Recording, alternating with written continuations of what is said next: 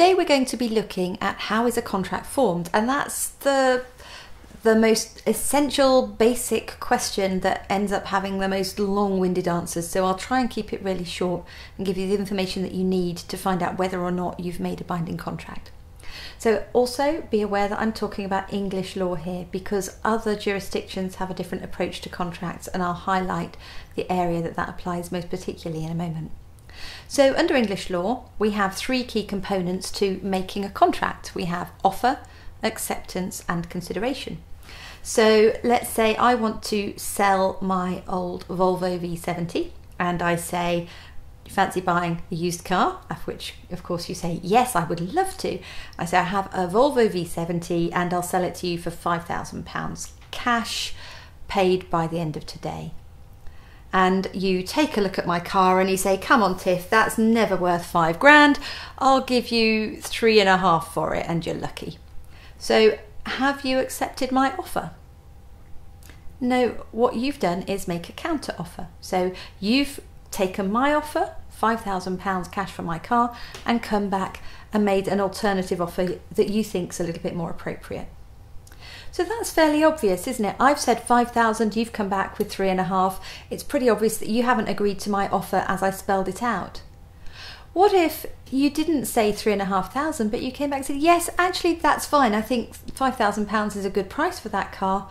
I don't have all the cash available today. I have a maximum limit on what I can get out of the cash point. So I'll give you 2,000 today, 2,000 tomorrow, and the last £1,000 the day after tomorrow. Have you accepted my offer now?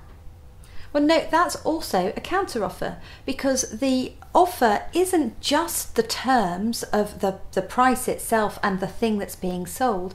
It also includes all the other terms that go around that. So the payment terms is a key one.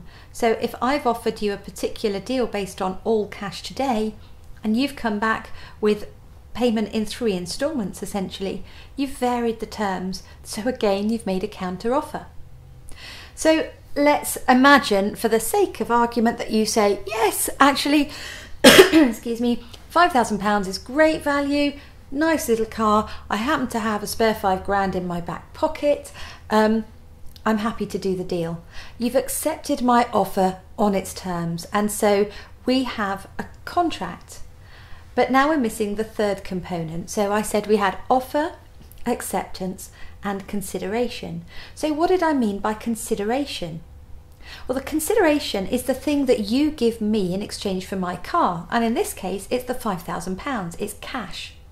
And most consideration in most contracts is going to be money in some form or another, but not necessarily. It's entirely possible to have a contract made on exchange of goods or exchange of promises. So can you think of a contract that you will certainly have signed that doesn't involve any money changing hands, but relies instead on an exchange of promises between you and the other party?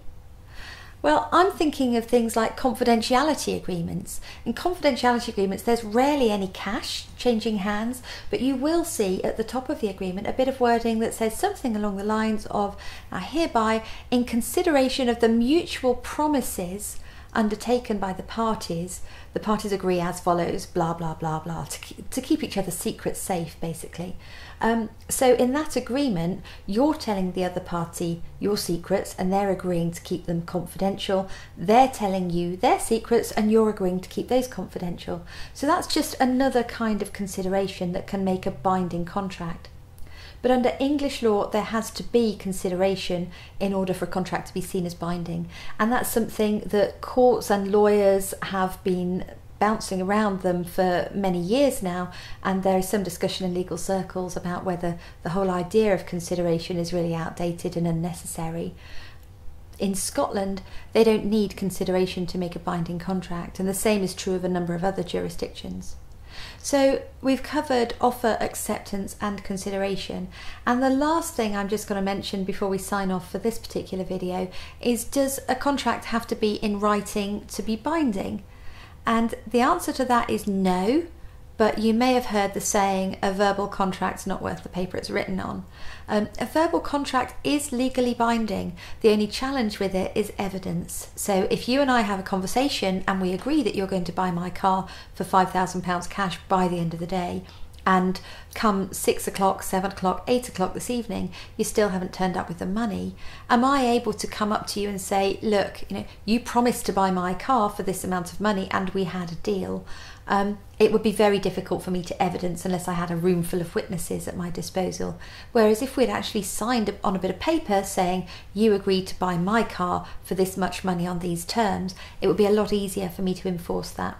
So no, they can be verbal, but your contracts are a lot easier to enforce if they're written down. And they don't have to be written and signed in blood on paper either. They can be made by email. And it's important to remember that because it can happen accidentally. And there's been a fair amount of case law in the last couple of years where people have been swapping emails backwards and forwards. One of them thinks they've actually done the deal because they've agreed the terms. Another one thinks the deal isn't done because the thing they've been bouncing backwards and forwards between them was intended to be printed out and signed on paper, and that hasn't happened. The courts have found in the favour of the party who believed that the deal was done by exchange of emails, agreeing that these words were acceptable to both of them. So do take care if you're exchanging mails about your contractual terms, you don't find yourself actually signing up to the deal before you were ready to do so. So I hope that's been helpful. You might also want to take a look at the video about is it okay to accept my customer's purchase order, because it's on a related topic and it covers the battle of the forms, which is an issue that often comes up with regard to contract formation. So have a look at freecontractadvice.com, sign up and find out when our next videos are going live. And don't forget, if you do have any questions of your own, submit them through the site and we'll do our best to include them in a future video or blog post. Thanks a lot. Bye for now.